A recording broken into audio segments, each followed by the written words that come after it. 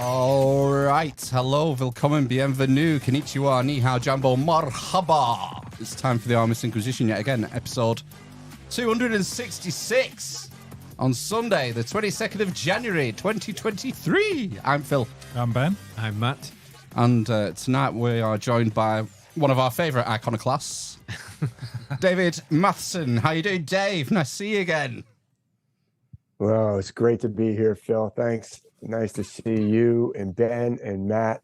And I was enjoying that intro. I didn't really coordinate my wardrobe with the intro, but I realized I'm wearing my They Live colors right Yeah. now. What's that thing you've got around your neck? Oh, it's a necklace from Utah, from one of my trips up to see the Grimerica team and the Brothers of the Serpent team in beautiful Bryce Canyon and Zion Canyon in Utah, which we do every year. We go there. We've got the great Brandon Powell, who, I don't know if you're familiar with Brandon Powell. He has been on Grimerica several times. He did this fantastic interview about the DB Cooper story with a friend of his, and that's definitely must listen material. Brandon is a professional martial artist, Brazilian Jiu-Jitsu master. He's also a Wim Hof method master. So he's a master instructor for Wim Hof. He hangs out with Wim Hof and does ice baths and breath work and martial arts. And he's going to be there as we always do this event. So it's Brandon and I, the guys from Grimerica, the guys from Snake Brothers, and under the stars at Bryce Canyon. So we go out and actually look at the night sky, and I point out different constellations using a laser pointer, and we hike around in Bryce and Zion, and then we do the breath work, and those who want to do it do the ice baths, and it's just a great time. And that's actually coming up in April, so I think there's some slots left on that. But last time I went, I actually had an event with Randall down in Sedona, Arizona, the weekend before. So you ask a simple question, get a long answer. I drove from after the Randall event. It was Randall and I and some others in Sedona, Arizona. Beautiful event and beautiful terrain and geography, and also there's some energy centers there in Sedona. In fact, I think I've heard people say that the Native Americans always said Sedona is not really a place where you live. Sedona is a place where the energy is so strong, you go there for certain things. I don't know, that's anecdotal, was told to me by somebody, but I have experienced that. As a child, we used to go to Sedona, and I went to one of the vortexes, and people would, talk about the vortexes, these like energy centers on the earth. You don't want to mess around with them. But I was like, young teenager, and I was like, yeah, haha, BS, And I messed around like at the vortex. I like danced around at it, spun around. I was like, haha, vortex, blah, blah, blah. Next day I was violently sick to my stomach, throwing up like, out of nowhere, and for like half a day. I was like, okay, I don't mess with the vortexes anymore. I don't talk bad about the vortexes. I don't disbelieve in the vortexes. I believe in the vortexes. Anyway, we're still on the necklace. I drove from that event, went and checked out. There's a tremendous meteor crater not far from there. It's called Meteor Crater, Arizona. Yeah. Beautiful, like it's a mile wide. Continued on up to the Grand Canyon, checked that out a little bit on the way. Just made a leisurely tour up to Bryson, Zion to meet up with the Grimerica team for that event. And so on the way, I stopped at various, there's just funky like jewelry shops in the middle of nowhere, and that's where I found. And this kind of old guy was like, "Yeah, I bought this shop from this hippie in the '70s," and it's just like jam packed full of stuff. And he's like, "Yeah, that one, I think that came from like '72 or something. I don't know, but I really liked it, and I've been wearing it ever since." Ask a simple question and get a promo for the upcoming gig in Utah. Yeah. Everybody listening better sign up and meet me under the stars there. Yeah, and I believe that event is codenamed 420 as well. It's starting on April 20th. I'm not sure what that means, 420, but yeah, it's pure coincidence. It don't mean anything, no significance. Yeah, Darren at Grimerica must have picked that date. It actually we try and make it correspond with the new moon. So, hey, we're doing this episode on the Lunar New Year, the Lunar New Year, Chinese New Year, and surrounding cultures around China celebrate the Lunar New Year. In fact, as I was kind of just briefly saying before the show, it appears that almost every ancient culture had a lunar/solar calendar. And then there was something happened where we went to a full solar only, and we still have quote unquote months, but they're completely divorced from the actions of the moon. So anyway, we planned it around the new moon, and it just happens this year for the first time. The event, the weekend, the new moon, and the schedule landed on 420. It'll go like April 20th through the 24th, I believe, are the dates. You're right. It is a 420 event, and it's usually there's breath work of all different types going on there. Well, that's a good introduction. Now, we were talking about what we might, earlier in the week, what we might want to discuss. And I brought up your second book. Ben's got it. Not your second book, the second book that I'm reading of yours, Myth and Trauma. And nice. What I like about your stuff, Dave, is you've got all these connections between the constellations and the myths and sacred texts, and sort of drawing these parallels about how the constellations can sort of retell the story of the myths. And while that's all very fascinating from like a historical perspective or even an anthropological perspective, your stuff goes a step further, because you go into sort of like, well, so what? What can we learn from it? What does it tell us? How can we take lessons from the myths or implement them? So I thought that would be a nice sort of path to go down, because this is your third time on here, and we've covered quite a few astro-theological stuff, examples, and we're happy to do more of them, but I was just wanting to keep in mind the sort of implementation process and whatnot. Yeah, no, I really appreciate that, and I appreciate that nice cameo for my book. Thanks, Ben. That's Myth and Trauma, which was actually published in 2020, so it's my most recent book, and I need to get another one out there, because I have learned and grown even since that one, but it is my most recent work. I do have a couple of online courses that have more recent thought of mine, but I really appreciate what you're saying, that this isn't just a crossword puzzle or an intellectual exercise of, hey, can we tie this myth to this constellation? Yes, we can, but this was almost an existential question for me, because I was believing the Bible to be literal. It was a huge part of my identity. It was helping me to understand, try and make sense of, why am I here? What's going on? Why do I act this way? Why do I self-sabotage myself this way? And I think that's why people turn to the Bible, and I believe you can find those answers there, but it's not literal. So just for those who haven't watched the other episodes, my work involves the evidence that the world's ancient myths, from ancient Greece, ancient Egypt, ancient India, around the world, in fact, the Americas, the Pacific, the world's ancient myths from around the globe are based on the stars using a common system. And that includes the stories in the Bible. They're ancient myths, they're ancient stories, and they are also all based on the stars. So if all the ancient myths are based on the stars, including the Bible, they're all connected in some way. There's all kinds of ramifications to that. But as someone who was taking the Bible literally, first of all, I was excited to see the connections between Greek myths and the stars, Norse myths and the stars, as I started to discover those.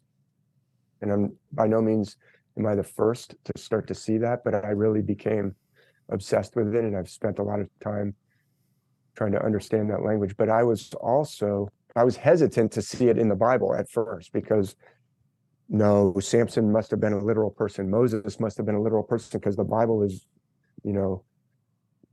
inerrant, God's, revelation to man. And if Moses is a constellation, or how about this, Jesus is a constellation, what does that mean for me, who's been kind of building my life around it?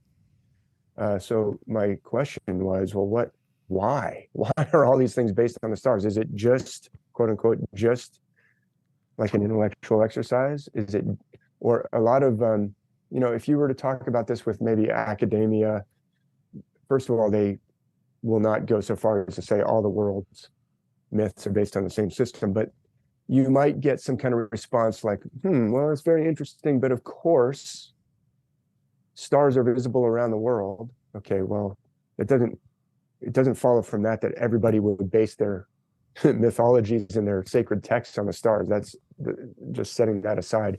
But then they'll say something like, well, people have to plant crops, and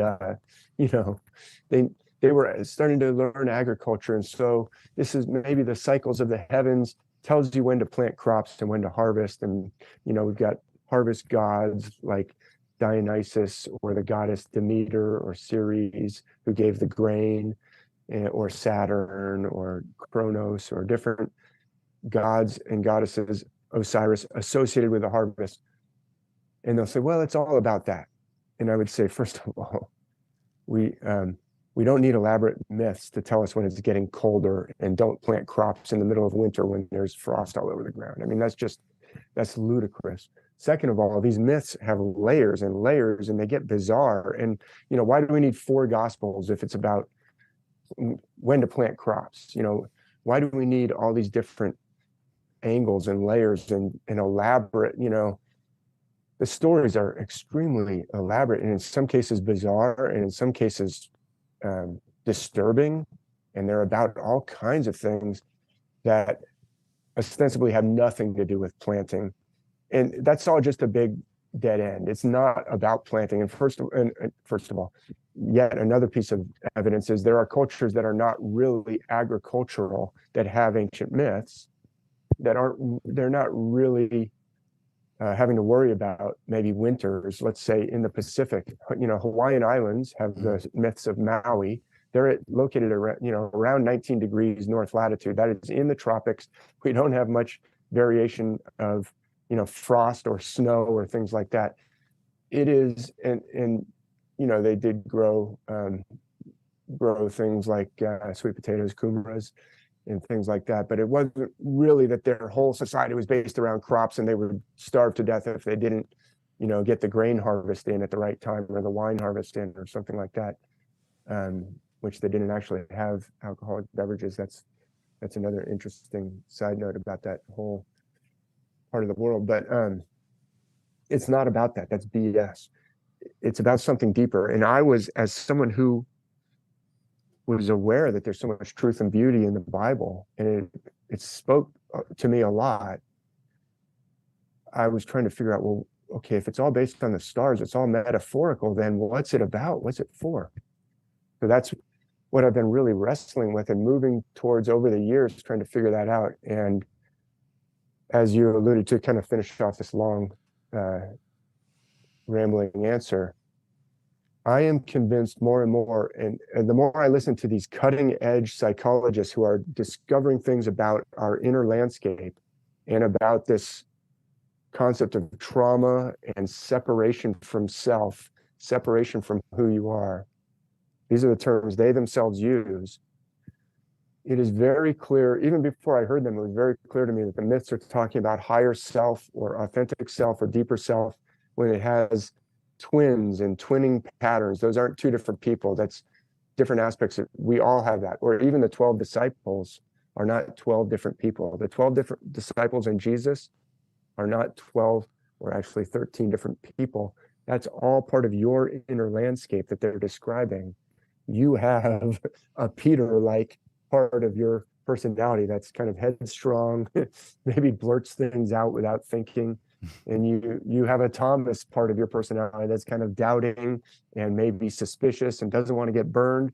And all those are actually, and different people have more Peter, and some people might have more Thomas, and something, but we actually all have a Jesus, an inner self that's deep, authentic self that actually gets suppressed or buried, just like Jesus gets put down in the tomb, gets wounded, gets traumatized even, but is basically indestructible, comes back from no matter what. And psychology, this is not me just babbling on, this is what psychologists have found, working with men and women or teenagers who have been through traumatic, horrific things, that there's some kind of an indestructible, deeper self, along with all those other parts of who we are, the disciples or the different gods and goddesses of ancient Greece, that's actually describing our inner landscape. And it is profoundly helpful to us. And that's why people gravitate towards the Bible or towards the myths, because they are instinctively realizing this is actually, there's some truth and beauty here. Unfortunately, it's been turned into all kinds of things that can actually inflict trauma instead of healing trauma. Religion can inflict a lot of trauma, and so that's a long answer to a great observation, that I'm not just showing how it's related to the stars and then using that to put down it's all just a hoax, or it's all just to oppress humanity. It's not actually, it's to uplift humanity, and it's got a profound positive thing to show us and help us with, even today in this modern time. But it's like written in a code, or it's written in a esoteric, metaphorical way that you've got to be able to see kind of the code and how it operates in order to hear its message. And as far as like the constellations or the meaning behind them being hidden, you make a point in the book about the structure of the constellations that you use. Is it Hans Ray? Is it the author who? That's right. Hans Augusto Reyerbach, I think, was his original name. And he's, I half jokingly say, the most important author in history, or at least in the 20th century. And people say, oh yeah, what did he write? Well, he shortened his name to H.A. Ray. He and his wife, Margaret Ray, they went through some adventures that we could get into if you want to, if necessary, if you want to go there. But what did he write to be classified as the most important author in history, or one of the most important authors in history? He wrote the Curious George books along with his wife Margaret. And everybody's like, is this guy, like, should I turn off the podcast now? Is this guy off his rocker? Not only did he write the Curious George books, which I think the first one was published in 1946 or 1947, significant dates, right? The end of World War II. We just had this conflagration that almost destroyed everything, and we could argue about whether World War II did ever end, but for whatever reason, in 1952, after Curious George had children's book illustrated and written by H.A. Ray and his wife Margaret, great success. They were living in Greenwich, New York, after escaping the Nazis and marching into Paris, just like, you see in Casablanca when they're in the movie Casablanca, when the Nazis are coming into Paris. That's when he and his wife rode out on bicycles to get away and escape to Western Hemisphere. But 1952, he wrote this book, The Stars, A New Way to See Them. And I also joke that he should have written this, called it The Stars, An Extremely Ancient Way to See Them. And because it's like he's revealing the right way to see the outlines of the constellations. And he does have, I talk about it in that book, a few little hints that he did know that this was very ancient. But he, to my knowledge, he never came out and said this. So what he comes out and says is the way we connect the stars is atrocious. You know, seeing the stars is a wonderful thing to do. You can go out and see these constellations, but when we're shown the constellations, we get these flowery kind of artistic, oh, here's Virgo, and you see this beautiful woman holding a sheaf of wheat and wearing flowing robes, and you go out in the sky and you're like, where is that again? So that's one unhelpful way. And then he says, then we get this, that's kind of the way they did it in the 1800s and the 1700s, but then we get this modern reaction against that goes too far the other way, and it's just kind of a jumble of sticks, and you can't even remember what the outline is. And I could show you a few, just like go to Wikipedia and look up almost any zodiac or other constellation and go, how do I even remember that? And then you go out in the sky and it's like, well, I could almost draw that stupid shape anywhere. And so H.A. Ray said, both of these methods are just atrocious. One is too flowery. One tries to do away with the flowery and become more geometric and like stark and austere, but it's useless too. And so he did something in between where it's just the lines. So it's not flowery artistic stuff, but it actually, you can remember it, and it matches up with what the figure is supposed to be, whether it's Aquarius or Virgo. You know, Aquarius does look like he's holding a water pitcher in the H.A. Ray outlines, or you say H.A. Ray. I love that. It's funny. We find that quaint. I'm just kidding. Oh, but you're right about the like. If you take the Hercules example, if you go onto Wikipedia and look up the constellation Hercules, I mean, it looks like a square with 4 lines sticking out of it at weird bent angles. And then when you look at the version in your book, it's a guy bending over with a club raised over his head. I mean, it's just so obvious. And what's weird is so when I Googled it the other day, I did a Google image search because I wanted to use that picture. I used it in the intro video earlier, and I wanted a picture to show everyone the Hercules constellation as shown in your books. And there was a picture of it on the BBC website, astronomy, the Sky at Night. Oh yeah. There's a long-running TV show that used to be hosted by Patrick Moore, called The Sky at Night, and it's been running since probably the 1940s, something like that. Hundreds of years. Yeah, it's an establishment in the UK. And on their website, the Sky at Night website, they show the same picture of Hercules. And so I thought, that's curious. And I started reading the article, and they say, oh, that club above his head, it's not a club, that's his foot. And you got to think, is this on purpose? Are they trying to just steer us away? Anyone looking at that picture sees the guy leaning forward with the club over his head, and they say it's a foot. Do you not remember the myth of him tearing his own leg off to beat his enemies with? Yeah, well, that's really interesting. It can't be that long running of a show if they haven't had me on yet. Come on. Wow, that's BBC. Right. Yeah, we'll get onto our BBC contacts for you, Dave. Yeah, would you please? Would you please? I'm trying to get this information out to those who need it, but it does beg the question of whether someone is obscuring this system deliberately, and why, after World War II, would someone who had to flee the Nazis with his wife on bicycles out of Paris, you know, afraid for their life, might release a book that shows this system, right?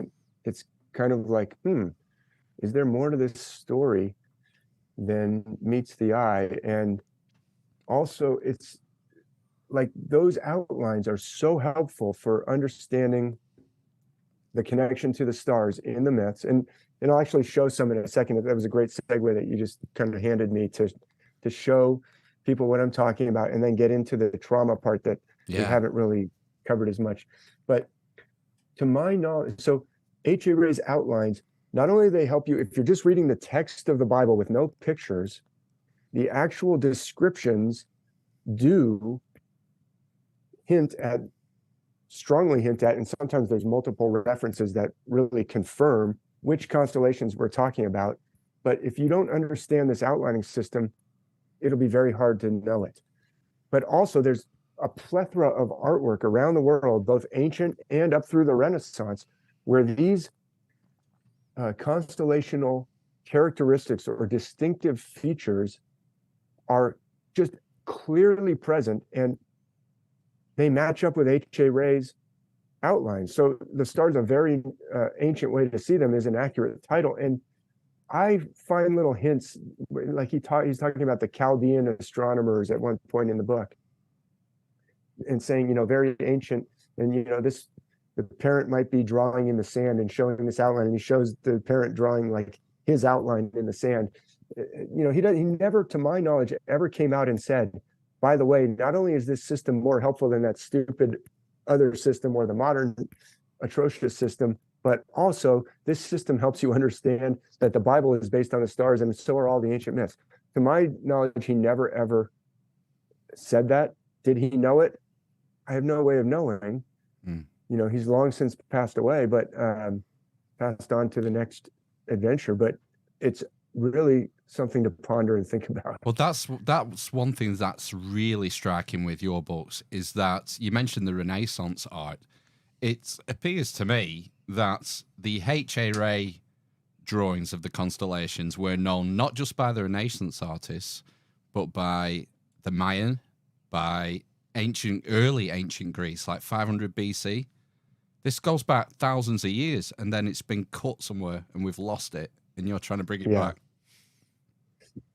Yes. In fact, there's a great observation, Phil, and it's a great description how you said, the Maya artwork. I'm going to show some in a second, just so people can go, let's get out of the clouds and show me what you're talking about. But it goes back even farther than 500 BC, because ancient Egyptian papyrus scrolls from the Book of the Dead from 1800 BC show it. But there's even a cylinder seal right there in the British Museum attributed to King Den, Den. Most people don't know that there was a pharaoh named Den, which is similar to Dan. And, it's a really interesting kind of linguistic question. But first century BC, this pharaoh is thought to have died around 2970 BC, something like that. So let's just round it to 3000 BC. We've got a cylinder seal that you can go see. And after I show you this, I'm not going to show you that cylinder seal, but after I show this, if you go look at that cylinder seal, you'll say, oh, wait a minute, H.A. Ray, 3000 BC Egypt. So this is extremely ancient, and it's present. This is a first Egyptian dynasty king. Before the first dynasty. First dynasty. Yeah. Supposedly, Ben of Uncharted X, who I was, mentioning before, has some amazing work that shows that maybe the dynastic Egyptians were aware of and consciously imitating and copying something that was from way before, way earlier. And the fact that the earliest Egyptian dynasties and the earliest artwork and myths from other cultures like Mesopotamia, ancient India, ancient China already have this system really speaks to the possibility of a more ancient. So this may go way back even further than 3000 BC, because it's like it's already fully developed and already fully, we've already got artists who are using this system in this seal of King Den, the first pharaoh of the first dynasty or whatever. Well, on that note, maybe we should have a look at some examples, Dave. Let me do that, and I will try and work it over to the trauma question that you're... Yeah. Because that's really important. It's not just an intellectual exercise. This is for our benefit, and it is really profound, and I'm still discovering and learning more about it. But let's just, so people can understand what on earth is the stars are all based on the myths mean. Let me go here. Can you see it? Yeah. All right. Three lads in Lancashire. Here we are on the 22nd of January. Happy Lunar New Year. And here's some stars with some H.A. Ray outlines using the free online planetarium Stellarium, which anyone can download. And you can select, how are the constellations going to be outlined for you. And I've selected up some HA ray just to help people. But I'm going to show what you're talking about when you said, the BBC was showing Hercules, but saying it's just a foot. No, it's a weapon. This is I'm just doing a shortened version because, as you said, I've been on a couple of times before, but for those who haven't seen, and I use this example quite a lot because it's quite visual. This is from a vase that you can see. I think it's in Berlin, or it's not Berlin. It's somewhere in Hamburg, in Germany. Hamburg. I forget which. It's the Antiques Museum anyway. It's in Germany somewhere. It's a vase that shows Zeus. You can tell it's Zeus. It says Zeus above his outstretched arm by the ancient, either the ancient artist or one of the ancient artist's friends who knows how to write, is what I always say. I don't know if the artist wrote that or if some scribe came in to helpfully tell us that it's Zeus, but we know it's Zeus because it's a thunderbolt over Zeus's head. He's in this deep lunge posture. He's got this heel raised. He's got his knee almost touching the ground, and he's got an outstretched arm, and he's got a beard, of course, and he's fighting Typhon, but we're not going to get into all that. This is just a quick intro for people. When I say the stars, the myths are based on the stars. The characters in the myths line up with specific constellations, and those constellations have, in this ancient system, connotations or personalities. Like the constellation that Zeus lines up with often is a powerful god or figure. It's not always a god. It could be a hero like Hercules himself, because Zeus is the father of Hercules, and Zeus is associated with the constellation Hercules. That figure looks like a powerful, lunging, weapon-wielding figure with a square-shaped head. That's one of the characteristics of the constellations. So Zeus figures will often have a full beard. Think of Zeus. Think of Hercules. He's got a square beard. Not only does Hercules have a big, square, bushy, full-on beard, not a goatee or something. He's got a full-on beard, but he also puts a lion skin, head over, his head to make it even more square, to just make sure everybody knows, yes, I'm associated with that constellation. I'm going to be depicted in that lunge. Hercules will almost always be depicted in that same posture. Look at the outstretched arm. The weapon overhead, it could be a club, could be envisioned as a club. I guess it could be envisioned as a weird foot, but that would be weird. BBC. It could be a club, it could be a sword, could be a thunderbolt, it could be a hammer. We've got a figure. So I was talking about the personalities. Zeus has a short temper and, a powerful thunderbolt, and he's not afraid to use it, but he's also jolly. He likes to party, actually. His, Jove. Jovial, England, Jupiter. Yeah, they say by Jove. Jove is jovial. He, jolly Jove. He likes to, he likes to have a good time, but don't get him pissed off, And Thor is the same way. Thor is a Hercules figure. He's associated with Hercules. He wields, instead of a sword, a hammer. I could show a close-up and show you the stars of how we could connect this. Instead of a sword, you can see the hammer in there, or an axe. Yeah. There's a god named Shango of Africa, who is a thunder god, also has a big beard, wields an axe instead of a hammer like Thor. They all are thunder gods, or they're often thunder, sky, lightning, wind, rain gods. So can we see, I'm taking probably too long. Can you see the correspondence to the outline? And the other thing, I don't know if you mentioned it just then, is the raised heel on the rear foot is a common recurrence. Yes, and in look the at artwork it. They're depictions. in the sky. Yeah, it's in the sky. It's not like this is the outline of H.A. Ray. He never said, oh, and by the way, have a look at Zeus sometime. But that, and Zeus is the father of Hercules, but there's others around the world. Here's in the Maya cup from the 7th and 8th century CE or AD. So we're talking 600s to 700s before Columbus. This is a Maya rain god whose name is Chalk. He's actually mentioned in the Wakanda Forever, the most recent Wakanda Forever. Chalk is the one who gives the the blue kind of bad guys. They're not really bad guys, but they're trying to defend spoilers. Yeah. What? You guys haven't seen it already? Like, come on. Anyway, chalk is mentioned in there, but this is chalk. Do you see a raised heel? Do you see a deep lunge position? Do you see an outstretched arm? Do you see over his back? He's actually wielding, in this case, an axe. The head of the axe goes downward towards his foot. But if I were to do a zoom in, you could see it. I'm just showing this is around the world. Does he have a big square beard? No, he doesn't. But does he have kind of a strange hairdo that makes almost a square shape to his head? Yes. Yeah. I mean, and there's more. There's way more. I could spend the whole time talking about this, but that's not the intent. I'm just trying to show, and I'm glad you brought up Hercules. So there's chalk. He is a rain god. So that's significant. Here we have across the oceans, separated by vast distances, a similar god with a similar weapon depicted in similar ways, but also associated with similar things: storms, rain, thunder, etc. And then here's Indra from ancient India. This is actually from where is that in Cambodia? That place that's Angkor Wat? Amazing. Yeah, Angkor Wat. I think this is from Angkor Wat, but it shows a specific mythical scene called the churning of the ocean of milk. And up above the ocean of milk figure. Yeah. Do we know what the ocean of milk is?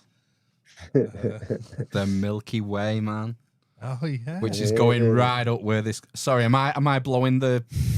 Am I spoiler alerting? What are you talking about? You're discovering things I haven't discovered yet. You're doing great, Phil. Has he got 4 arms? No, it's great. Well, that's actually Vishnu in the center. Above Vishnu. No, I wasn't going to mention the Milky Way, but that's great. I mean, it is. They're churning the ocean of milk, and it is right next to the Milky Way that this is going on.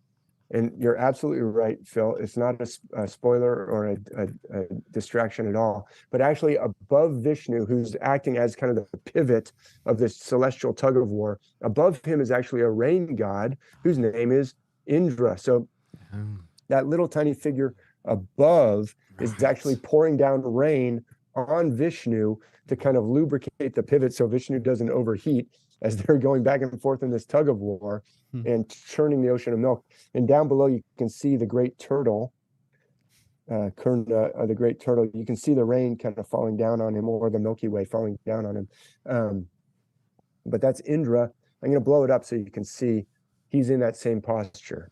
See, that is his foot, isn't it? Well, that's the foot that's way back, trailing. See how Hercules?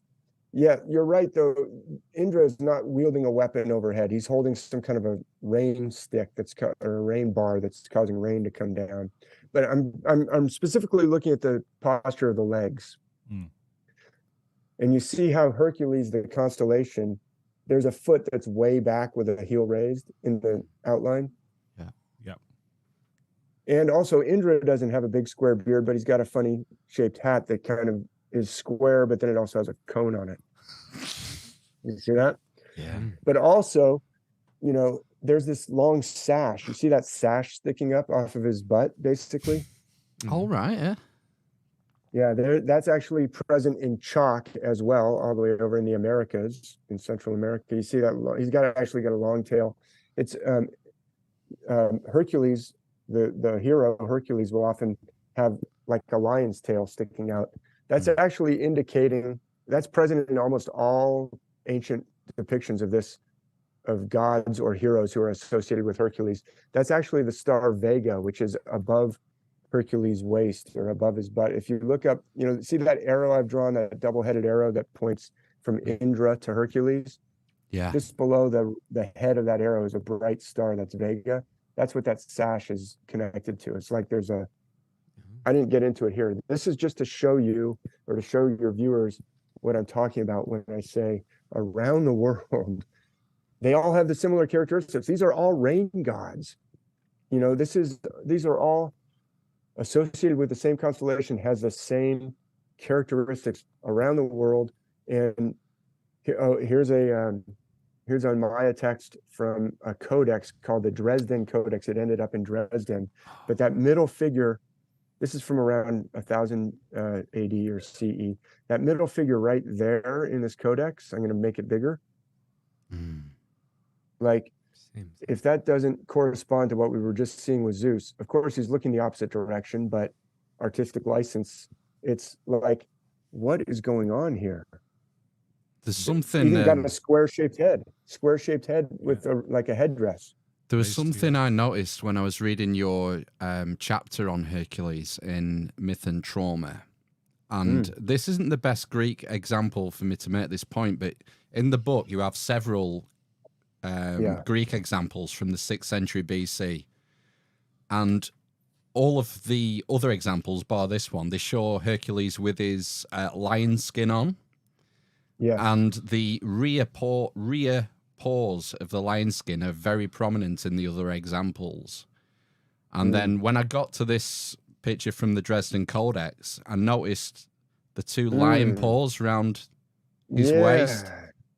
What a great observation. See, this is why I come on podcast. No, seriously, I didn't notice that. That is really, really intriguing. If you look at them, the examples in your book that precede the Dresden Codex, and then look at those 2, they look like waistbands or whatever on the Dresden Codex. It seems to me like they're drawing the same thing.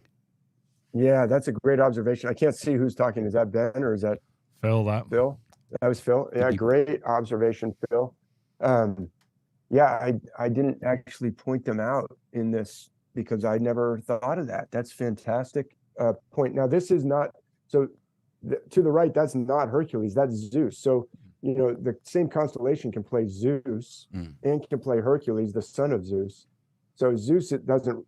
Oh, right. That's why there's no lion skin. Yeah, there's no lion skin. Yeah. But instead, he's got like a shawl, and there's like 2 little tails to indicate where Vega is. And Vega's in Lyra, the lyre, which has 2 little strings on it, the way H.A. Ray actually outlines it. So I didn't intend to get into Lyra too much, but that's a great point about it's almost like a puma or a jaguar skin that this god from the Maya Codex is wearing. Now, on the Maya Codex, what's really intriguing to me, you know, Zeus, thunder god, I don't know who this is in the Maya Codex.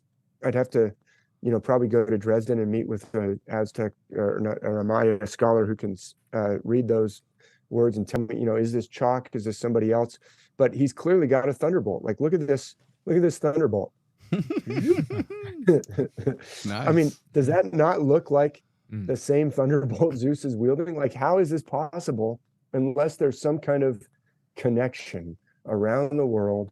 This is a system. It is a worldwide system. It is very ancient, and it's a profound system. It has to do with more than, quote unquote, just planting crops. I'm not saying planting crops isn't important. Obviously, you know, we all want to eat, and that's important, but we don't need this level of elaborate celestial artistic effort in order to know, hey man, it's cold in the winter, don't plant your sweet potatoes. Like, come on. To say that is demeaning or is insulting. This is something far more profound that was going on around the world in our ancient history. And like, why doesn't conventional academia want to even look at this? I don't know, but that is clearly. And there's one other thing about this guy that, you know, that I didn't notice that about the pause. That's fantastic, Phil. I will now credit you anytime I say it or write about it.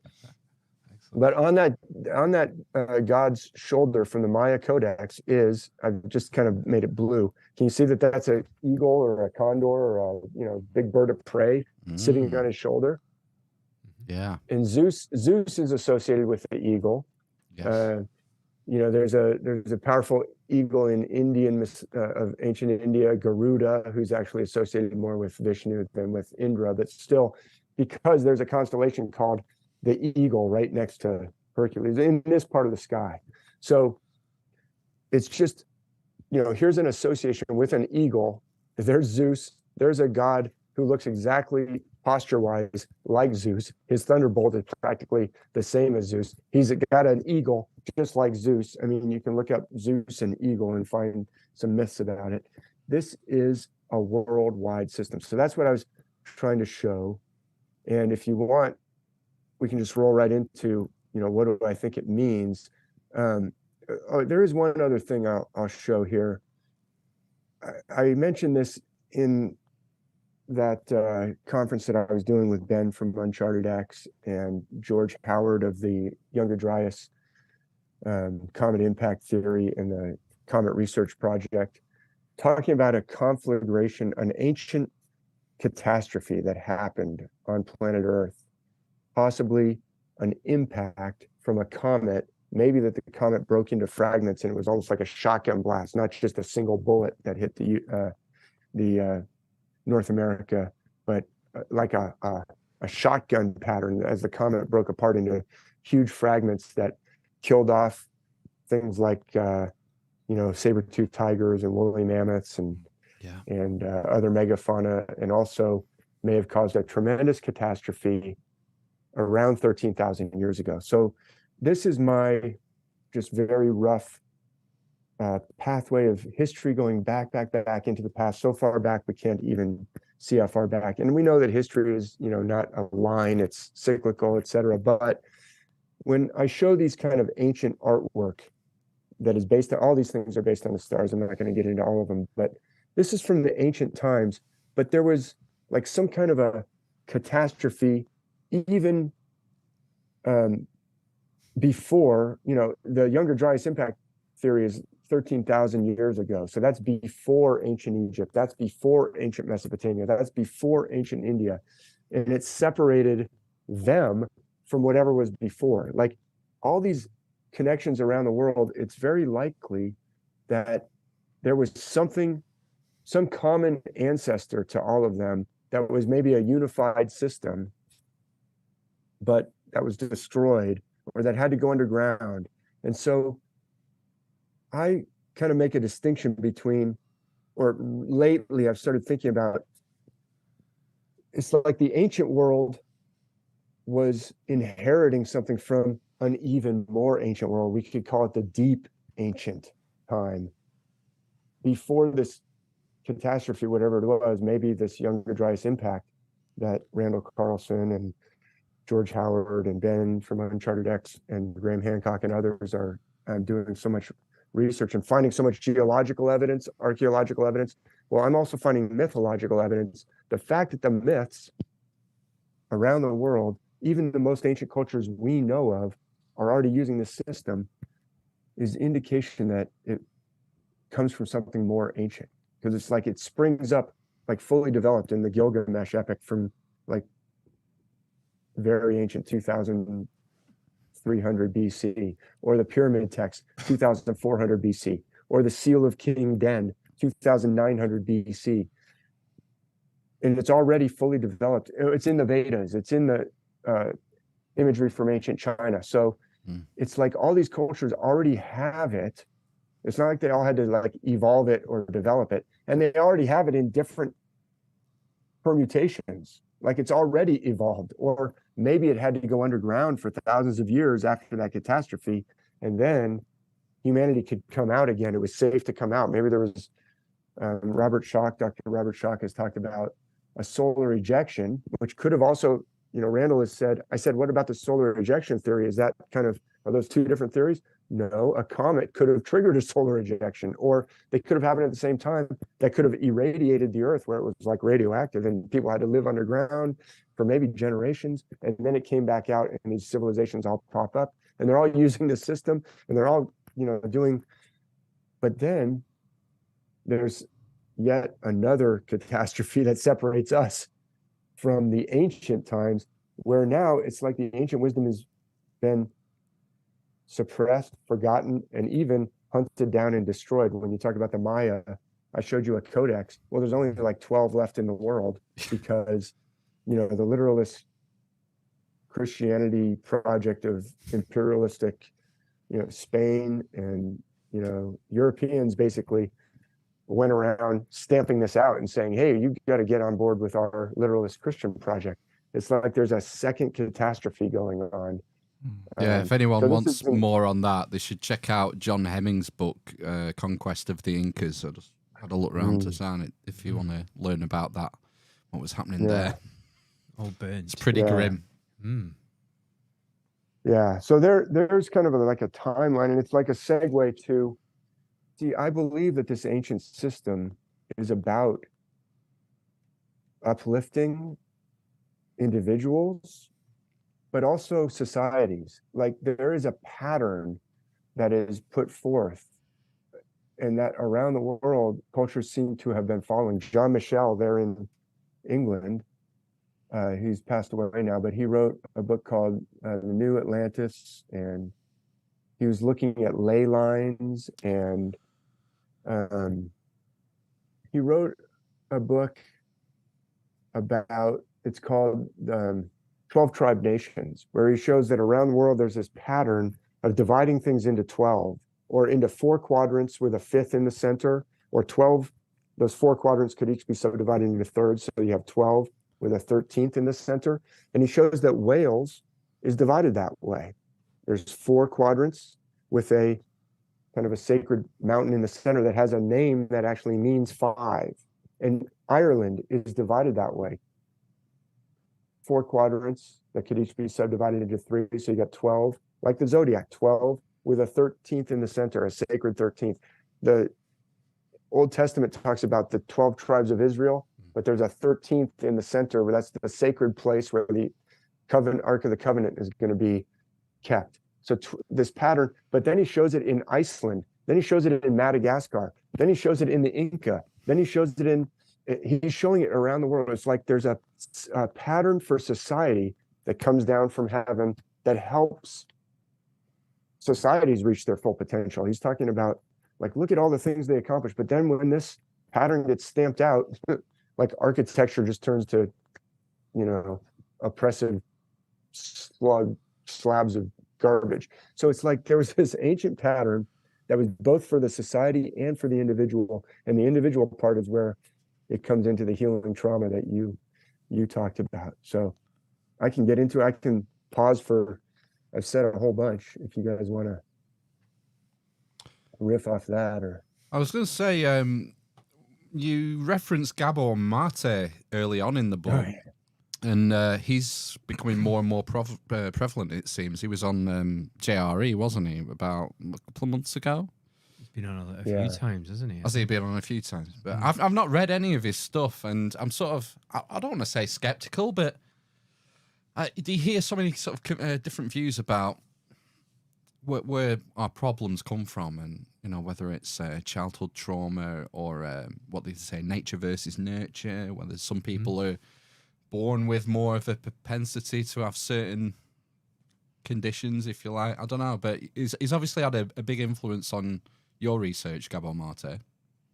Yes, and so I'm glad you brought that up. And it's almost like we practiced this in advance, but we didn't, because the very next slide is a quotation, and I'll show it in a second. But so I am very positive on his work. I think it's good to be skeptical of everybody, including me. Everyone should, look for the evidence and see if it seems to match with the reality that you're seeing. But the description that he's giving of what goes on inside of us, to separate us from who we are, to separate us from ourselves, that leads to addictions and anxieties and self-destructive behavior, appears very accurate to me of what, when I look at my own kind of experience, and I could talk about some of that, and behaviors. Like I was very, I went to the military academy, and I was on the parachute team. And I was skydiving. I was flinging myself out of helicopters at the age of 18 through 21. I was on the West Point parachute team, and I was getting admonished by my coaches for pulling too low after a while. That's a bit extreme. Like, I'm a kind of an intense person. Like pulling the ripcord too low is not, but it's thrilling, but it's not necessarily a smart thing to be doing too much of, And when the movie Point Break came out, it came out after I was doing this. It came out when I graduated West Point in 1991. that summer Point Break came out. That's the first one with Bodhi, played by Patrick Swayze, and Keanu Reeves playing the FBI agent. Oh, Bodhi, I am an FBI agent. You gotta go down. That movie, Bodhi, says to Keanu Reeves, right now I'm blanking. I've watched the movie like 10 zillion times, but it's Agent Utah, Johnny Utah, to Utah, right? He says, surfing's that place where you lose yourself and you find yourself. And you don't know it now, but you've got it, and it's right there. And he points like right between his eyes. He says, you don't know it, but you've got it. You've already got yourself. You've already got, but he realizes that Johnny Utah is trying to find himself, right? And there's another part of that movie that I really like, where the love interest, Lori Petty, she kind of saves Johnny in a lot of ways. She saves his life when he's like floundering around surfing and doesn't know what he's doing and about to, drown. She pulls him up out of the water, and then she teaches him to surf, and then she becomes his partner. And there's this party where it's like the Bodhi and his friends are talking about, oh yeah, big wave surfing, it's the ultimate. And she goes, I hope you're not buying into all this bonsai bullshit, Johnny. And he's like, what do you mean? And she goes, oh, you've got that kamikaze look, and Bodhi can smell it a mile away. Like, you're searching for something, Johnny. That's what she says. You're searching for something. So first of all, that movie like resonated with me so strongly when I was 21, 91, I was 21, 22. And I'd already done a lot of skydiving, I'd already done a lot of surfing. I was like, yes, that's exactly, I didn't realize actually like a lot of my behaviors are, what she's saying is, you're searching for something, and you're searching for something, and you're searching for it in more and more kind of intense and sometimes even potentially self-destructive ways. And that's a sign of something. You're looking for yourself. What did Bodhi say to him? Surfing is the place where you lose yourself and you find yourself. Like, you lose the parts of you that are suppressing yourself can take a break and sit down and relax. And that part of you that they've been suppressing can come up and just kind of play. I'm kind of talking off the top of my head, not things that I really had prepared to say, but so it does resonate like with me when Gabor Mate, for those who haven't checked out his stuff, and you can watch wonderful interviews with him on all different podcasts. And I've got a quote actually from a podcast that I've got on the very next slide. Explains, so he's a doctor who worked, he's got a legit background of working for over a decade with thousands of highly addicted people in East Vancouver, which is like one of the highest concentrations of addicted men and women who are in real dire straits. A lot of them addicted to heroin and are, eventually died of overdoses or, while he was trying to help them. And he started to realize the more he talked to them, all of them had some kind of trauma. And he realized it's not the addiction, but it's what are you trying to fix? What do you, it's the pain. He says, don't ask why the addiction, ask why the pain. What is the pain that this addiction is being used to try and suppress? And he realized that trauma is a separation from yourself as a defense mechanism. I've got a quote that explains it. And the myths are all about showing higher self or separation from self, or even the wounding and burying of yourself, and then the return of the self. And that's what when I started to listen to people like Gabor Mate, and he references Dr. Richard Schwartz, who's another psychologist who's dealt with literally tens of thousands of patients. Gabor Mate is not necessarily a psychologist by training. He's a doctor who was healing addicted. He's a family practitioner. Dr. Richard Schwartz is a psychologist who deal with tens of thousands of people, sometimes girls who are cutting themselves or doing anorexic or bulimic type kinds of patterns of self-harm, and discovering things about the inner landscape. And when they're talking about it, I'm realizing that is what the myths are talking about. And I'd already been groping towards that I could see it in my writings before I ever encountered Gabor Mate's work or Richard Schwartz. I'm perceiving that the myths are talking about self and higher self, but their kind of cutting edge research and discoveries that by no means are mainstream accepted yet. These are healers who are, I would say, on the cutting edge of therapy. Their work really helped me understand. So I'll show you an example. Yeah. If you want. Cool. If you want to respond to that or riff off of that. Just before he shows the example, because you mentioned you're an ex-military man and an ex-parachutist, I can recommend a podcast to you. It's called The Army's Inquisition, episode 144, where we talked to we talked to this guy called Ian Lyons, and he was a parachute instructor in the army, and he used to go around the world doing exhibition jumps with the army to like military games and stuff.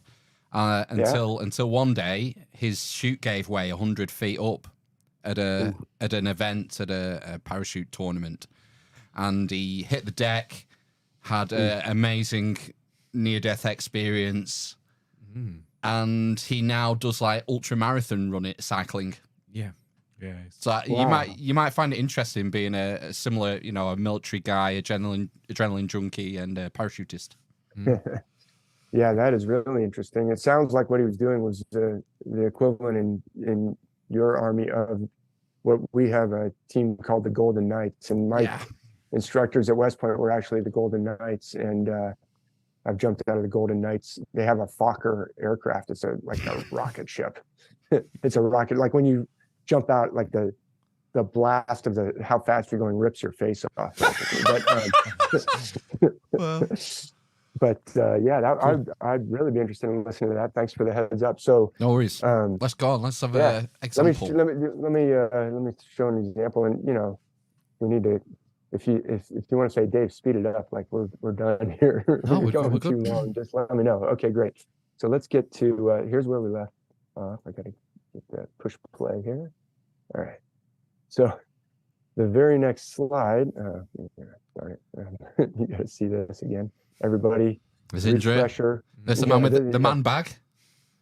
That's the man bag. That's right. And I talk about how that's celestial in that video that this came from. I've got a whole video that this came from that I can send you guys the link. It was this presentation that I did as part of an event that Randall and Ben and George Howard were part of. Cool. So I'm trying to tie it into what they're doing here, because it really is this is evidence from the myths that argues for some deep catastrophe, and you could almost say a deep trauma in humanity's ancient history. And it's so traumatic that apparently nobody wants to think about it. Like if you talk about this with academia, I don't know why they have such a problem with the Younger Dryas impact theory or the comet. It's shifting. It's slowly turning. People are coming on board, aren't they? Gradually. Yeah. But it's like Graham Hancock always says, humanity's a species with amnesia, and we could almost perhaps add humanity's a species with trauma-induced amnesia.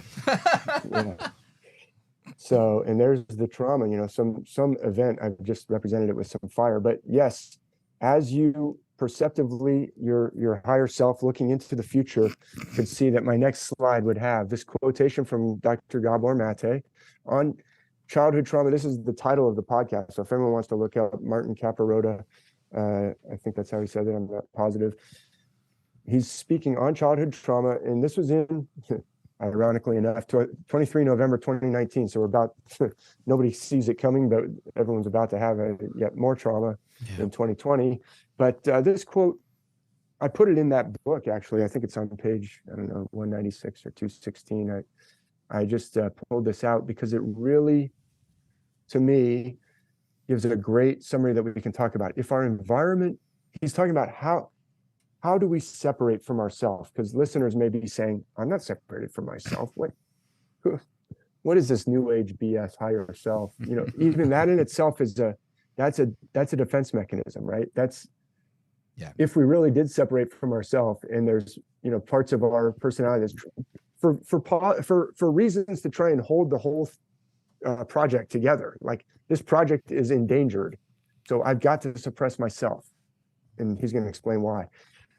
if that really does happen, then the guardians that come in to try and hold the project together might be like, they're sitting on top of the cellar where they've locked the higher self, smoking a pipe and drinking a beer, and the police walk in and say, I think you're suppressing your higher self. And they're like, what higher self?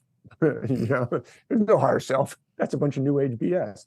Meanwhile, the higher self is down underneath the floorboards going, let me out.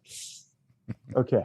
If our environment cannot support our gut feelings and our emotions, then the child, in order to, quote, belong and to fit in, this is Gabor Mate speaking in this podcast, will automatically, unwittingly, and unconsciously suppress their emotions and their connections to themselves. Like the gut feelings, the emotions are not being honored or are even putting you in danger somehow, because of childhood attachment needs. We're wired to attach to our parents.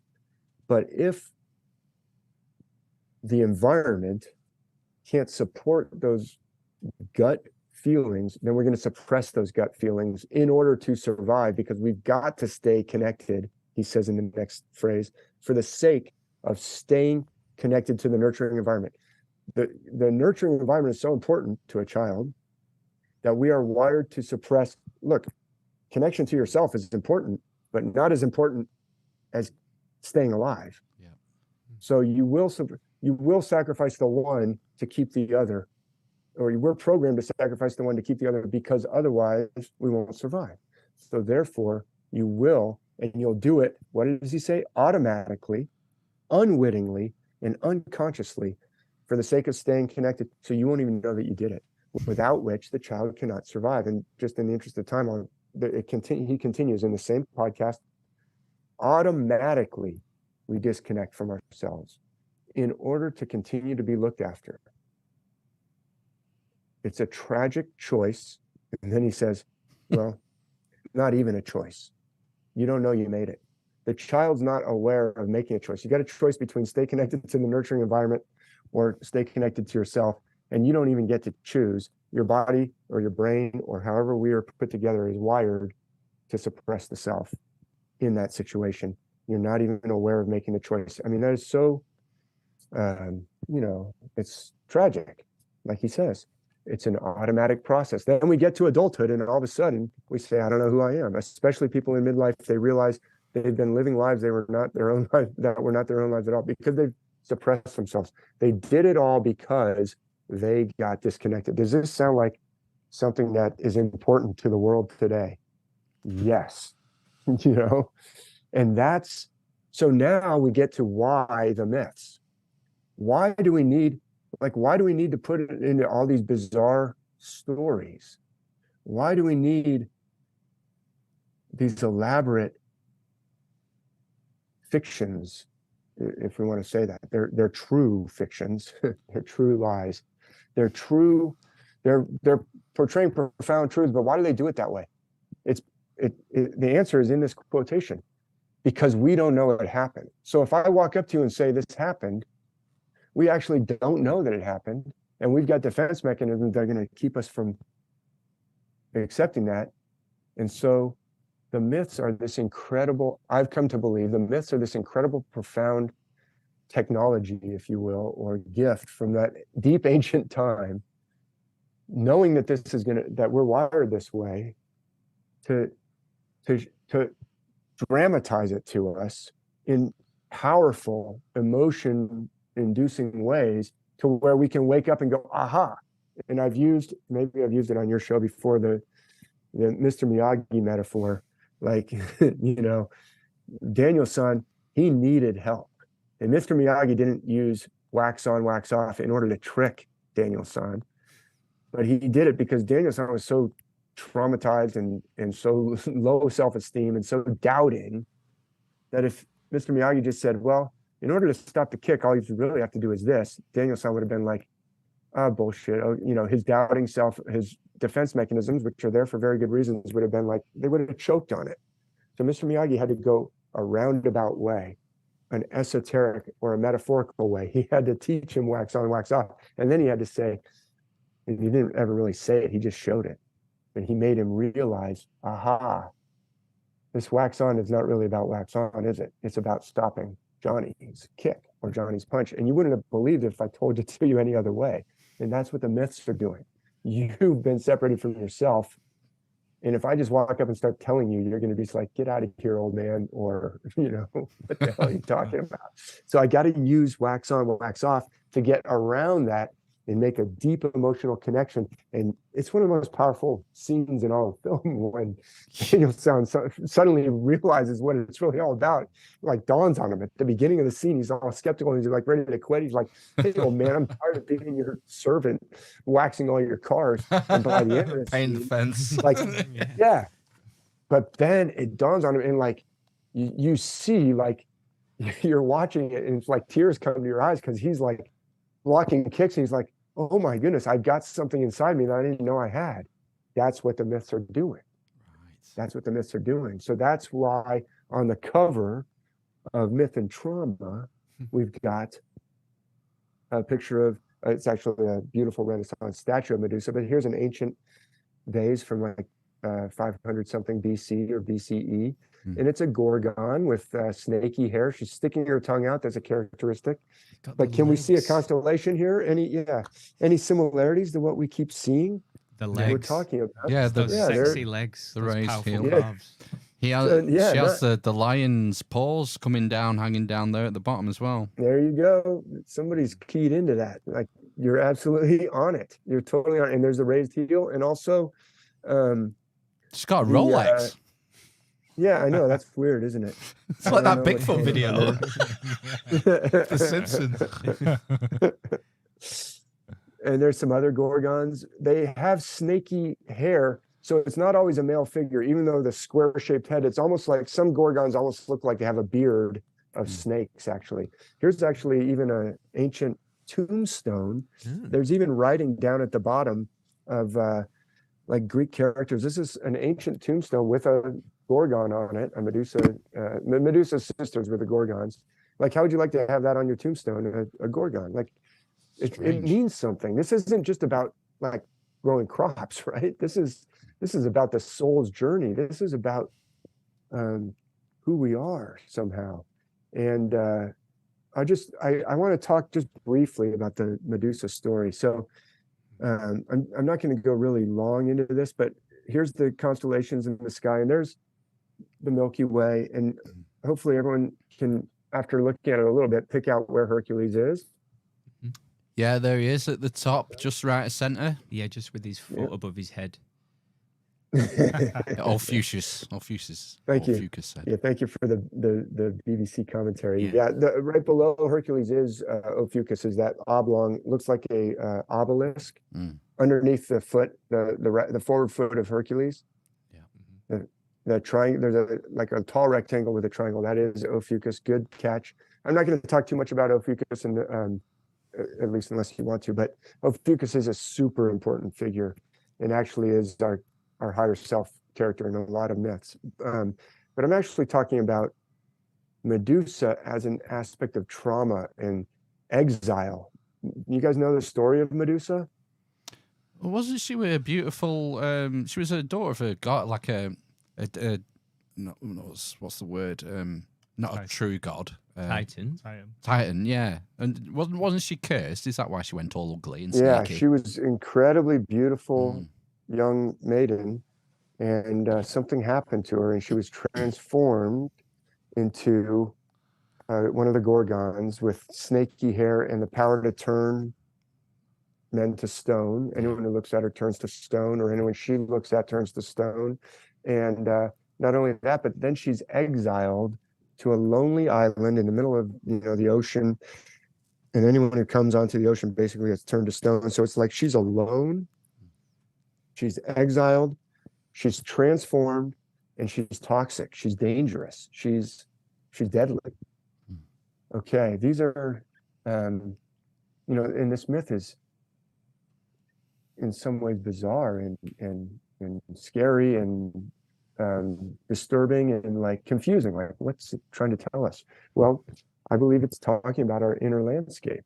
And so I started with Hercules just because I have already shown Hercules, and viewers should be familiar with Hercules, and also to point out that Hercules, although plays a male figure when it's Zeus or Hercules or Indra or Chak, also plays female figures, the Gorgons, other figures. All the constellations can play. They're like actors in the heavens, and there's only so many of them. So they play all different roles, and sometimes they're male figures, sometimes they're female figures. But if we continue up the Milky Way, we'll get to all the way up the Milky Way, we'll get to an important figure named Perseus. And he's actually in the myths of Medusa, the one who goes and is given the mission to bring back the head of Medusa. And it's an interesting way in which he's actually tricked into, he's actually goaded into the mission. He's manipulated into taking this mission. So Perseus, he's actually put into a box as a child and set adrift with his mother in the ocean, which is a pattern that we find around the world of babies being put into boxes and put into the water, like Moses, like Sargon. There's this myth is around the world, but Perseus, he's put into a box. He's rescued, finally drifts up to an island of Delos. I think it's called Delos, fished out of the water by a fisherman, poor, kind fisherman, raises Perseus and his beautiful mother, shelters them, takes care of them, raises Perseus, teaches him to fish, etc. Perseus grows into this strong hero. He's actually the son of Zeus. There's all kinds of esoteric lessons in all parts of this story that I could spend lots of time on, but I'm skipping over. But Perseus, by the time he reaches kind of young manhood and he's starting to, come into his own strength, and he's realizing, I'm a pretty badass. Like I can out wrestle everybody on the island. But the king of, that island and maybe some other territories is this arrogant and evil king, and notices, hey, there's this, unmarried, lonely woman living with this old fisherman and her young son, and she's gorgeous. And the king's like, I want to marry that woman. And Perseus is like, you stay away from my mother. I could kick your ass and all your soldiers. And the king's like, that guy's trouble. I need to get rid of that young hero.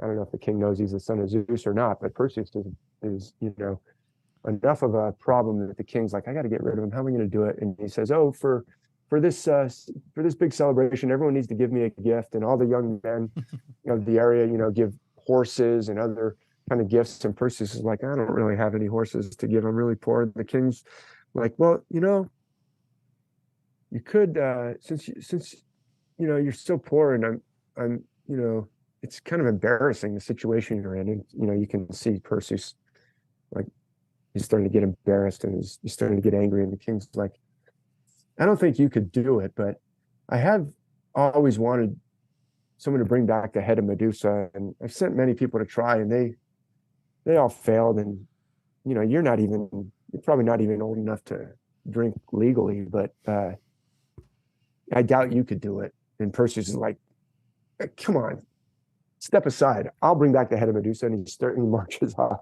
He sails off to, like, I'll bring back the head of Medusa. I'll have the best gift of anybody. So it's like he played on Perseus's kind of insecurities, and Perseus marches off and sails off, whatever, to try and, he doesn't even know where Medusa is, but he's like, I'll go find her.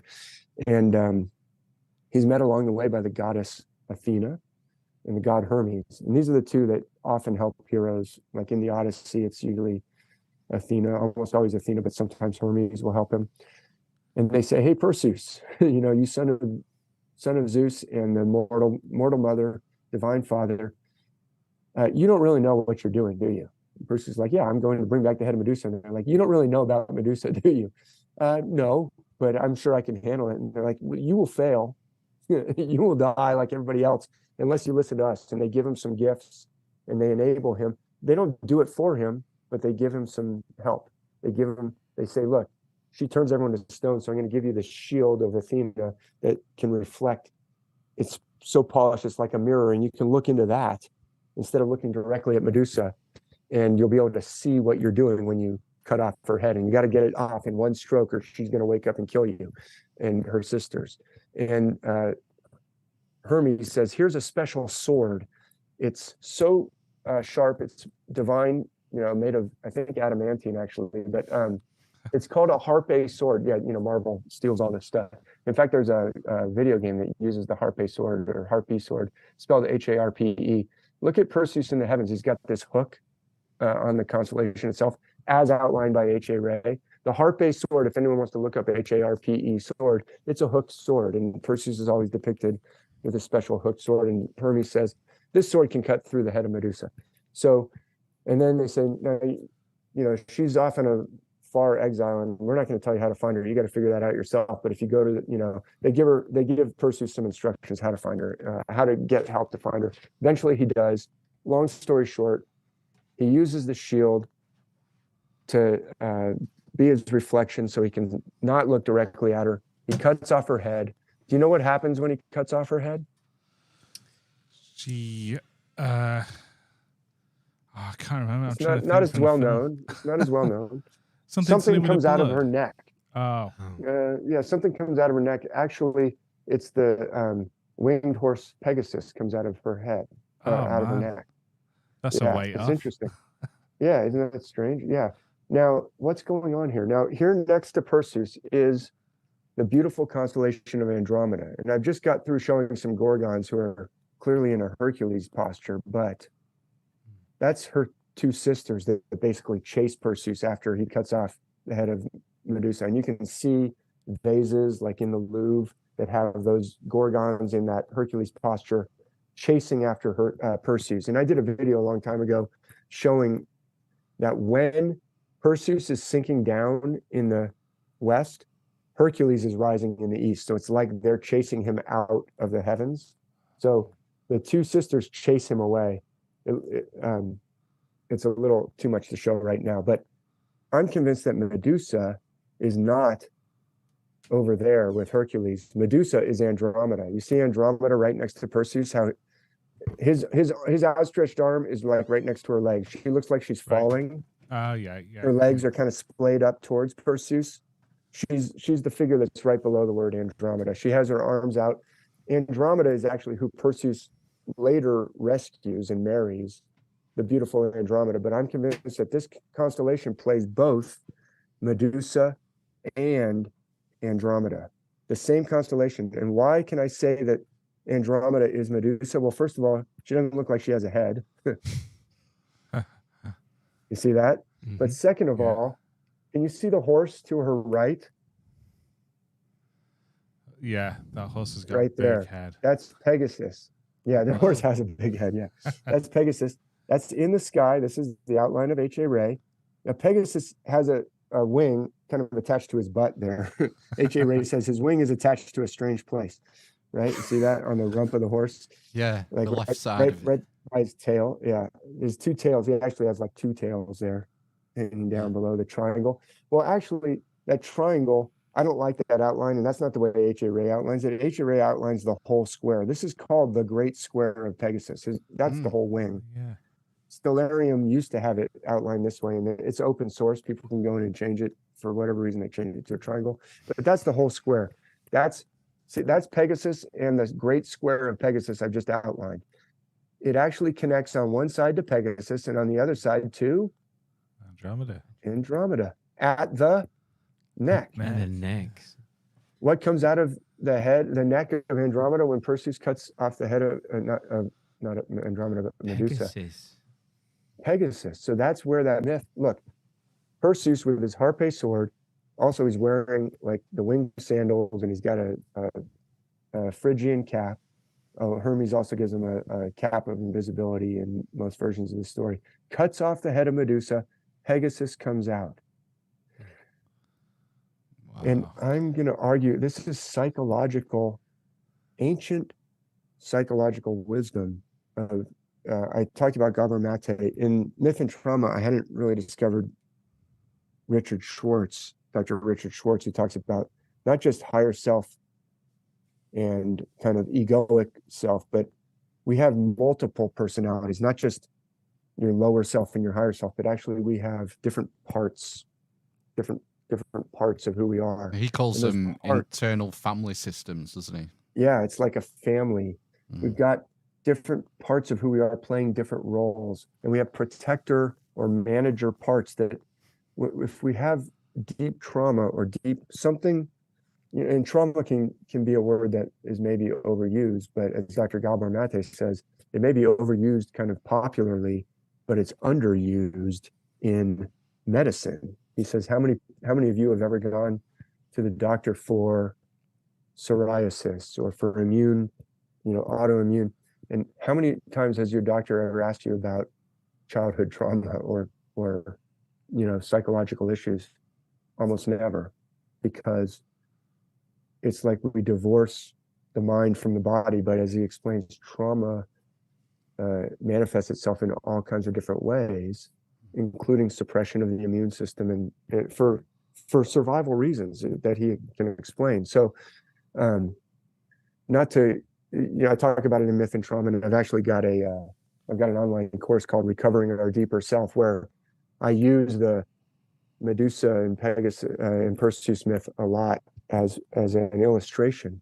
But an exile is a part that is carrying the burden in the internal family systems paradigm that Dr. Richard Schwartz discovered through doing thousands of hours of therapy. It's not like he just dreamed this up. This is what he would talk to, teen girls who were cutting themselves, and they would say things like, well, the cutting part won't let me, or the cutting part isn't here right now. And he'd be like, what are you talking about, the cutting part?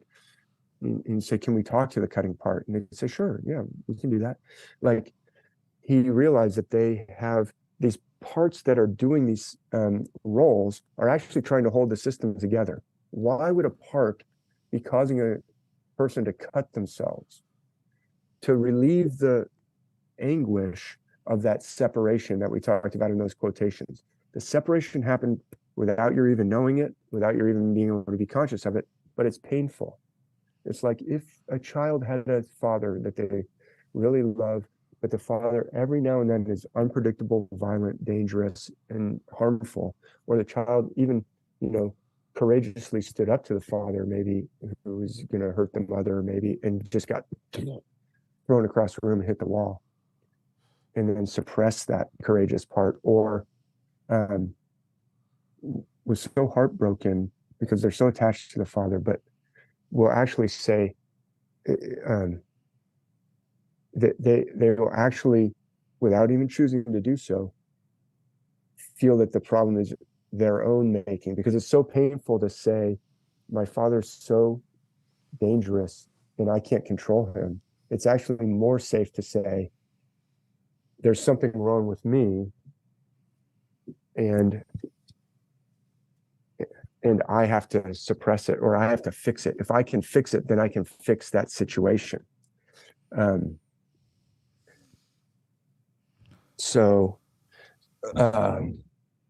Sorry, my mom just handed me a note. I'm at visiting my parents over the weekend here. Speaking of, all these dynamics, we all have these dynamics going on. The pain of that suppression and the pain of that, realization and heartbreak is so painful that when something triggers it, and I know that word's overused and much, we could use some other word maybe, but when I do something that threatens to bring up that pain back to my consciousness, there are other parts who realize how painful that is, that will say, I gotta have a beer, I gotta have 50 beers, or I gotta have,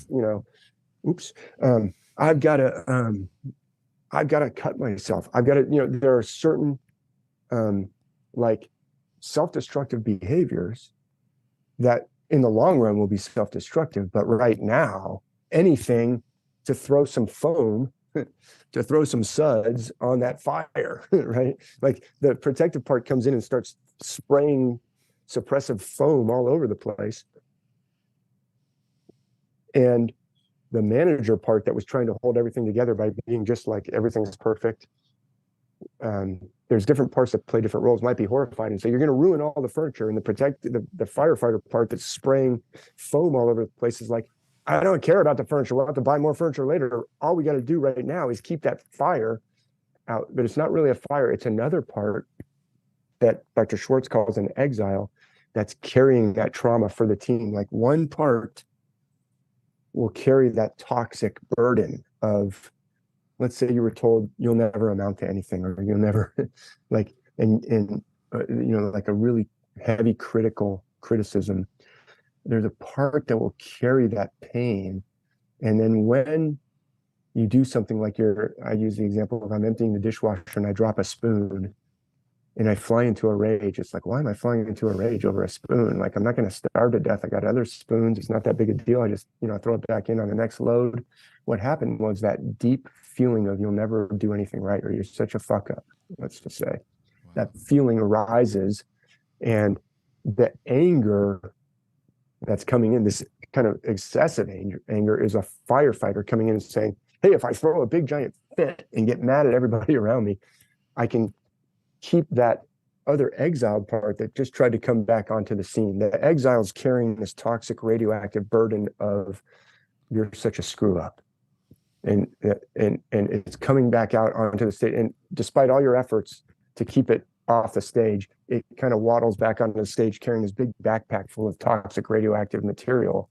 And the firefighter goes, okay, managers, you didn't keep him off the stage. The managers are the parts that try and keep you like, well, if I get a lot of accolades, if I graduate from Ranger School, and if I graduate from West Point, if I get a master's degree, then I'll be able to overcome that feeling that I can't do anything right. That's one defensive mechanism. But even with all that, the managers are like, oh no, we've got to be this way in order to keep that feeling of you're such a screw up off the stage.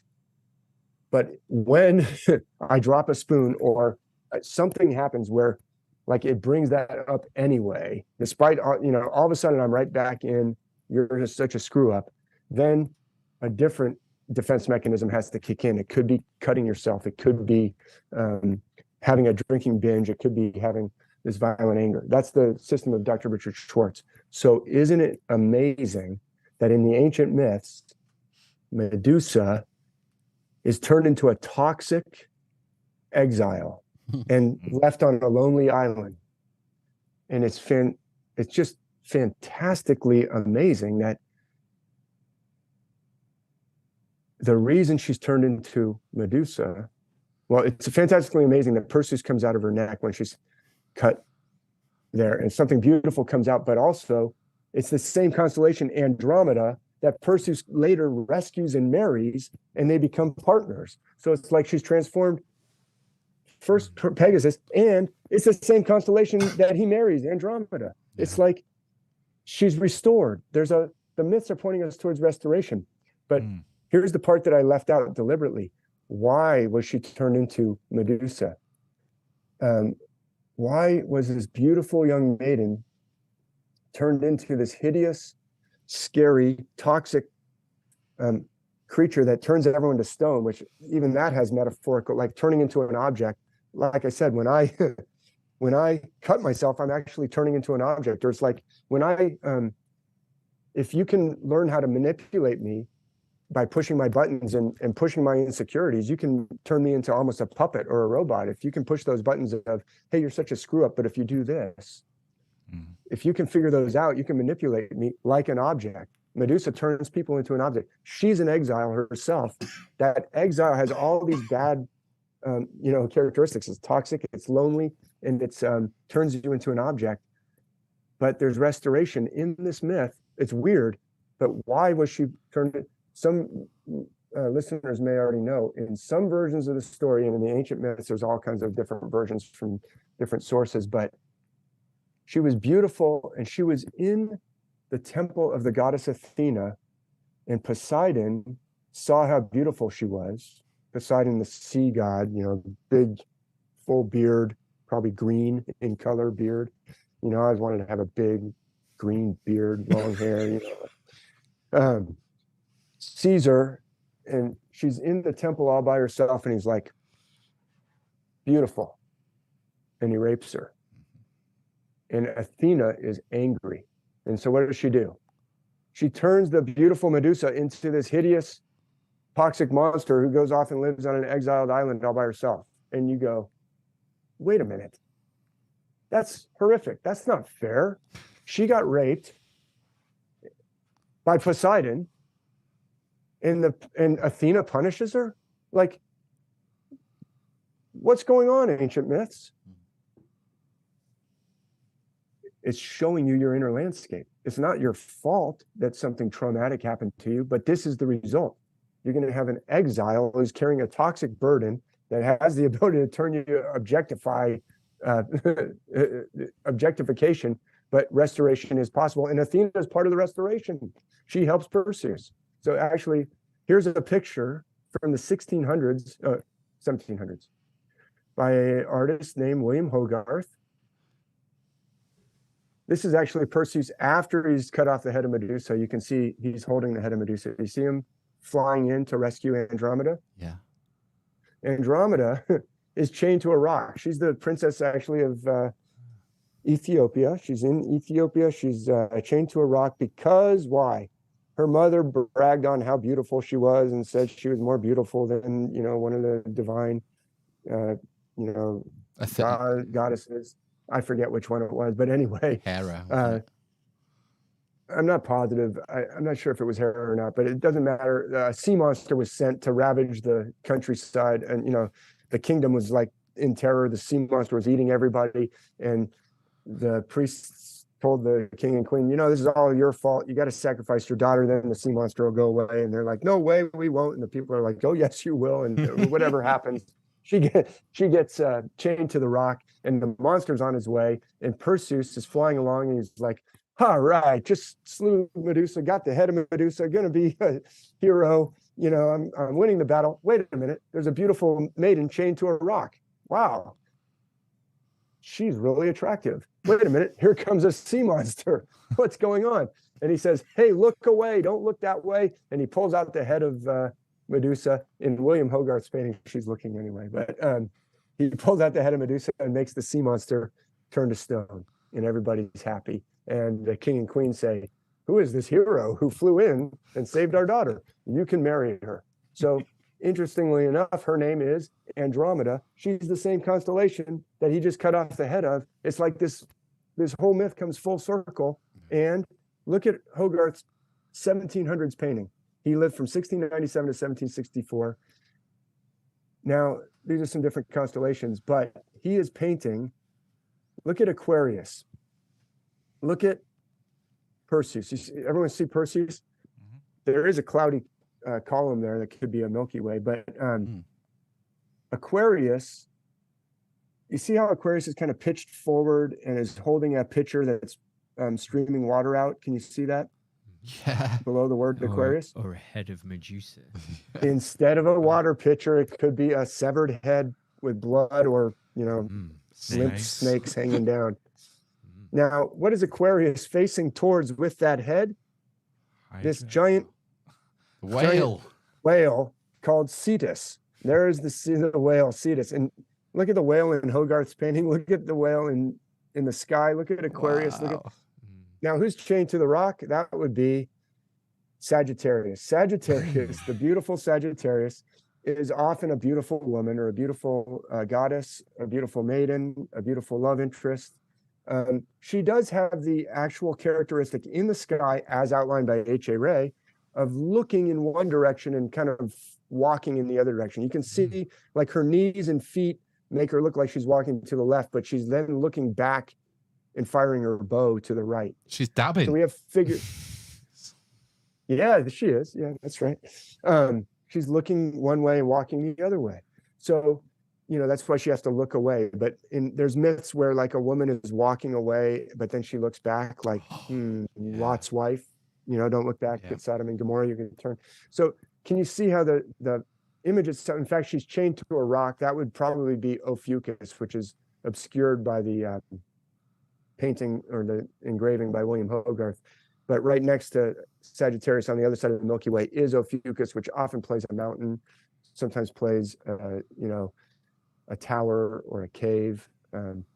So this scene, like the artists definitely incorporate celestial elements. And we can even go back to this is something like 565 BC or BCE, if you prefer. This is definitely Perseus because it says it, with the head in the bag, and he's fighting. Cetus is the name of the monster and the name of the constellation that I just showed you. And it says Cetus right there, except in Greek, it's spelled Ketos. Wow. K, that's a K on the left. And there's a thing that looks almost like our letter B, but that's their E in this one. There's a plain old T, just like our T, a plain old O. And then what looks like an M is actually their sigma or S. So that's Ketos. So there's Ketos on the left. There's Perseus. It says Perseus. It actually reads right to left in this one. So the thing right by his nose is a P. And then there's another one of those E's that looks like a B. That backwards P is actually a rho, which is R. Anyway, that says Perseus. And then the woman with her hands on her hips, like, come on, Perseus, you're going to save me already? Hurry up. Maybe my parents will let you marry me. That's Andromeda. And it says it right there in the ancient thing, again, reading right to left, starting next to her hips. It says A, and then that funny looking zigzag is an N. That delta is a D, it's a triangle. That's Andromeda. Like, this is Hogarth's pattern, exactly the way Hogarth has it.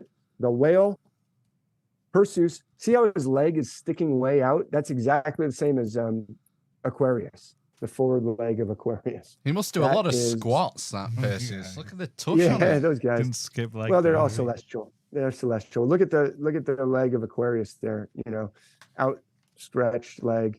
It plays different roles in different myths. But anyway, that's That was intense. that's what I Yeah, that's what I wanted to show you guys. It was like, you asked about trauma, you mentioned myth and trauma, Ben held up myth and trauma, you said Hercules, and then I was off to the races. Dave, fantastic as ever. Thank you very much. That's amazing. Yeah, thanks, gentlemen. I know I rambled on longer. You have to break it into 5 different episodes. Never. Do it live. Yeah. Oh, that's fab, Dave. I mean, links are in the show notes if anyone wants to find out more. If you want to go to stormythworld.com or check out your books. You can get your books off Amazon, or you do signed copies as well, don't you? Well, I've de-emphasized that. Have you? Ignore me then. It's harder to get a hold of me to do that. I'm kind of taking those links down, but it's just a pain in the butt. Like, to send it to England, it costs like as much as 3 books, and some people want to pay that, but that gets into our messed up geopolitical economic order that I could spend a lot of time on. That causes trauma, and I'm not joking. That's like a part of this. That's all part of this. But we could sign some for you if you want, Dave. yeah. Exactly. Anyway, people can buy the books on Amazon, or what's that one in England? Waterfords or Waterbrooks. Waterstones. Yeah, I'm on there. I'm on. I think it's distributed by Ingram, which is worldwide, and you can even go to your local bookstore if you want to support them and say, hey, can you order this book? And they'll say, yeah, but it'll probably take 6 months because Mathisen, we don't keep them in stock. But I also do have a bunch of online courses. That's what I've really been working on more now. I'm emphasizing the online courses. And I've got a bunch of those. There's the Celestial Bible Tour, parts 1 and 2 are up online now. One called Recovering Deeper Self, which goes into some of the things and elaborates on some of the things we talked about today. One's called Celestial Mechanics and the Myths. And you can find those off of Star Myth World. I also have another website called UndyingStars.com, which will take you right to those courses. But I've already done a lot of self-promotion on this show. So people who want to, see more, I'd love it if you want to check that stuff out. But I'm just really happy to share this, and I think it's hopefully helpful and positive to people. Certainly, yeah. Absolutely. I'd say so. Yeah, and I'd recommend. I've read 1.5 of Dave's books. I recommend them. Really easy, someone an unsophisticated, filthy Scythian like me to understand. Very, very easy to understand and read. So get them bought. Check them out. Yep. Dive deeper. Yeah. All right, Dave. Shall we sign off then? Thanks. Yeah, thanks a lot, gentlemen. Hopefully we'll do it again soon. I'm going to check out that episode 144 that you recommended me to. And look, I can't recommend what you guys are doing highly enough to everybody. Who doesn't want to hang out with the three lads from Lancashire? And, you know, all joking aside, it's really important. This is how this information gets out to the world. What you guys are doing is important. This is a time of, you know, a lot of confusion, misinformation, economic angst, and dare I say, trauma. So what you guys are doing is really important. It's really important. It's very kind of you to say. And I appreciate it. I appreciate it. Right. Cheers, Dave. Let's sign off then. Stay on the line, Dave. If you're watching live on YouTube, we'll be back very shortly for some news. A whistle top stewer. What? A whistle top stewer? A whistle stop tour through Davos, maybe? Oh, God. Oh, yes. I hate Daleks. We're not going to be doing much on Davos. Better people than us are covering it. Right. Sayonara. See you soon. Ta-ra! Bye.